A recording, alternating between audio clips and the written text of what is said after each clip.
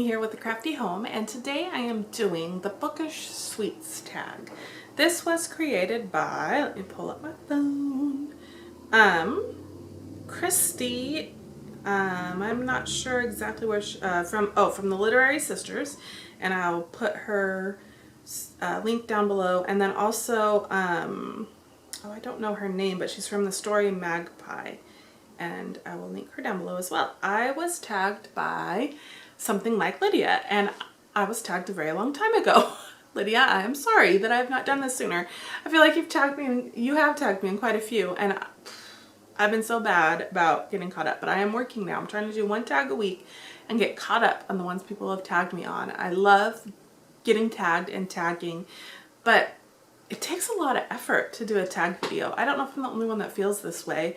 I mean, it kind of gives you something to talk about, but like thinking through each question can be really hard. And this one, I did not plan much ahead of time. I'll just have to float in pictures of books if I think of them, because I didn't get a stack of books. I just figured let's just sit down and do it and not put it off any longer. So yes, here we go. Now, okay, on here there's, like, I'm looking on the creators, the one creator, so Story Magpie, who actually has the questions, and there's like questions, and then there's Harry Potter themed section, which I will not do because I don't do Harry Potter, a bonus section, and then there's bonus questions that she says were the initial questions that she forgot to answer, but so I don't, maybe those were supposed to come first and then the others. I'm a bit confused, but we'll get started. Okay, so question number 1 is licorice all sorts. Now, I want to say that a lot of these are things from the UK, so I don't know the candy, all of it. I mean, I know what licorice is, but I'm just saying some of these I'm like, but I can still answer the question. So licorice all sorts. It takes all sorts of characters to build a novel. Which are your favorites? My favorite characters typically are not the main character. I typically love the side character who's, you know, the good friend or the confidant. Those typically tend to be my favorite characters if they're well done. As far as a main character goes, I love girl main characters. Imagine that, I'm a girl. And I love them when they are real. Like, for instance, reading Ruby Red in the Precious Stones trilogy, I love how Gwen is authentic and she is who she is. I love that. Instead, yeah, I don't know if I'm making any sense. Or like on Throne of Glass, oh my gosh, Selena. I can't believe I almost just forgot her name. I need to read those again, obviously. But how she is tough, but she's also real, and it talks about her shortcomings and it talks about all of that.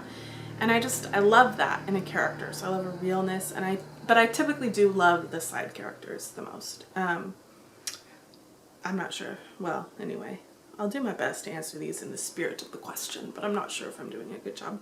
Flying saucers. What are flying saucers? I might have to look up some of these candies and like put a picture somewhere around here because, yeah, I'm interested to know what they look like. Do you read sci-fi or fantasy? If so, which is your favorite book? I have just gotten into sci-fi and fantasy. Technically, I'm not sure I've read sci-fi. The Cinder series, the Lunar Chronicles, they're kind of sci-fi-esque. Sci-fi-esque? Is that a word? I got A Hitchhiker's Guide to the Galaxy and I read the first part of it and I really enjoyed it. So I think I'm definitely going to read more sci-fi. I'd like to read Isaac Asimov and such. Fantasy, I've just started. I've read like the Throne of Glass series. That's really it. I haven't read a lot of fantasy. I guess I do like science fiction because the fifth wave is science fiction. Yeah. But I'm getting more into fantasy because I do enjoy it. I just find that for myself I have to be more careful because there's some parts of fantasy that aren't my favorite. Like, I'm going to be reading my new Bryan Sanderson books. Yeah, I just got these. You'll have to watch my unboxing video. And those are fantasy. So I am really getting into it more. And it's, what else did it say? Don't go away. It said, what is your favorite book? Well, I would say the Lunar Chronicles are my favorite. And I guess those are more sci-fi. Well, even like Ruby Red is somewhat sci-fi, and I love the Precious Stones trilogy. And then there's Throne of Glass. So which is my favorite? I don't know. Don't make me choose. I guess the Lunar Chronicles out of all of those. And that's not one book. I'm cheating. Okay, number 3 is Puppets. I don't know what those are. I don't know if you can hear me whisper.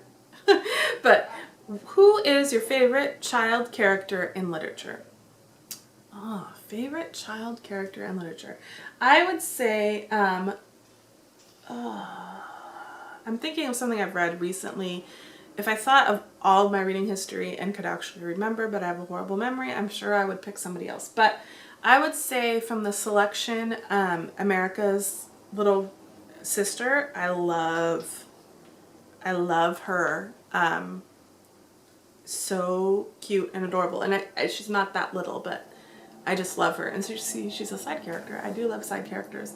I'm trying to remember. Oh, but all-time favorite. Sorry, just remember this. All-time favorite children. And it's in a children's book, but favorite child character would definitely be Matilda. Matilda and me,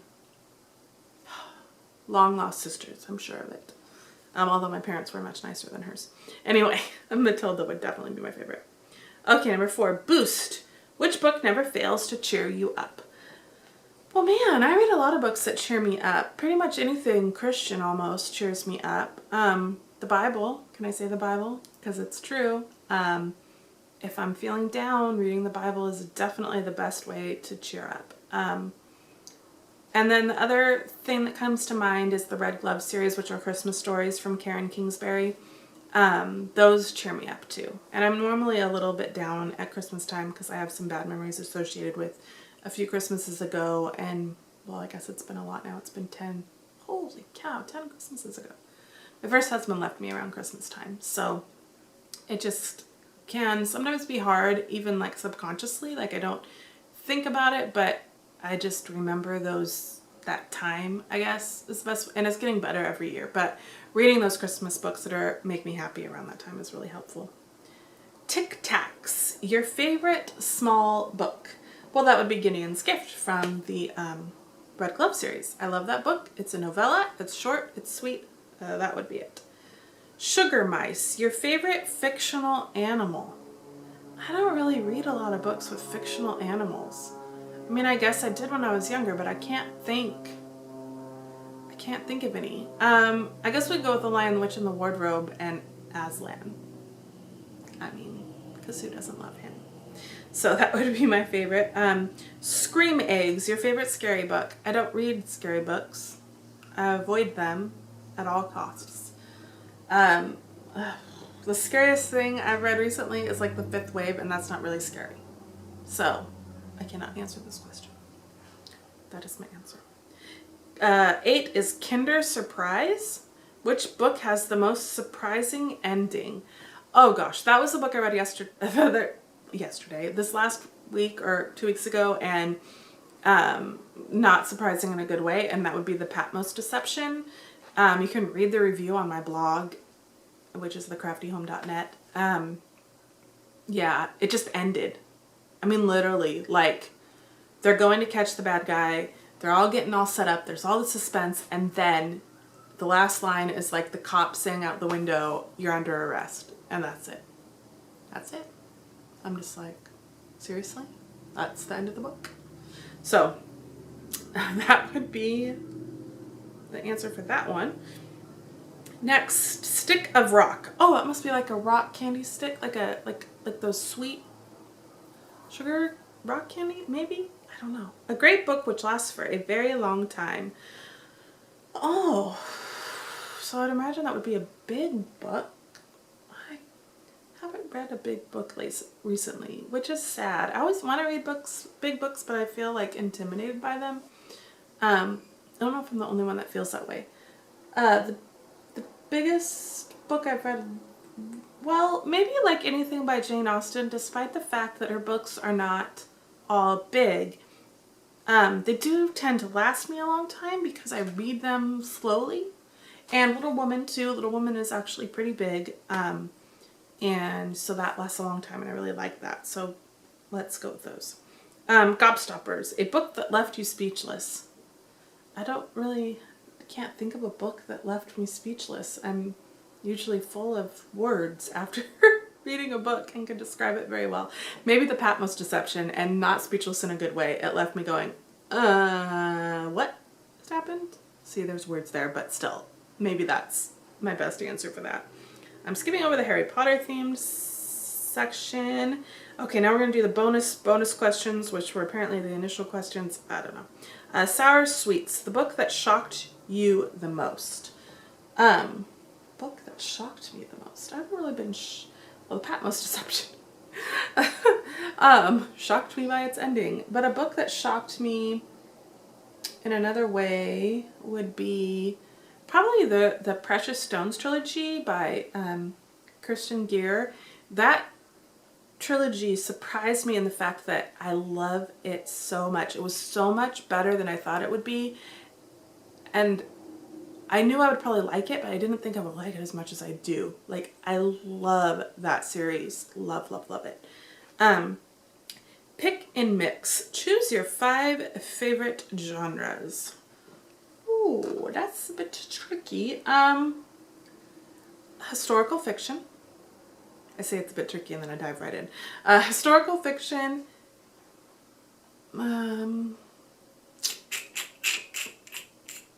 Dystopian. Oh, that's number 2. Dystopian. Number 3 would be classics. 4 would be fantasy. 5 would be sci-fi.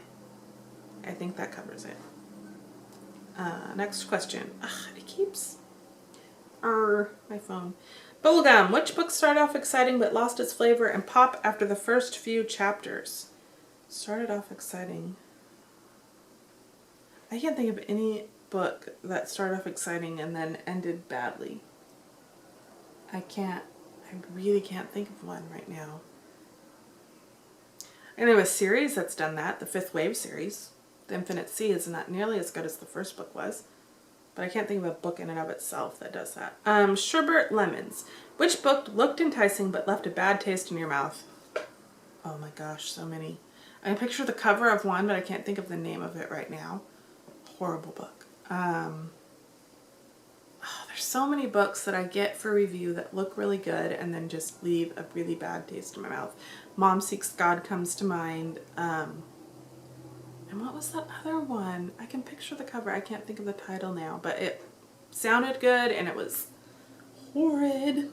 So, yeah, I end up with lots of those, but I tend to forget the titles. And they're all ones that I pick for review that end up being...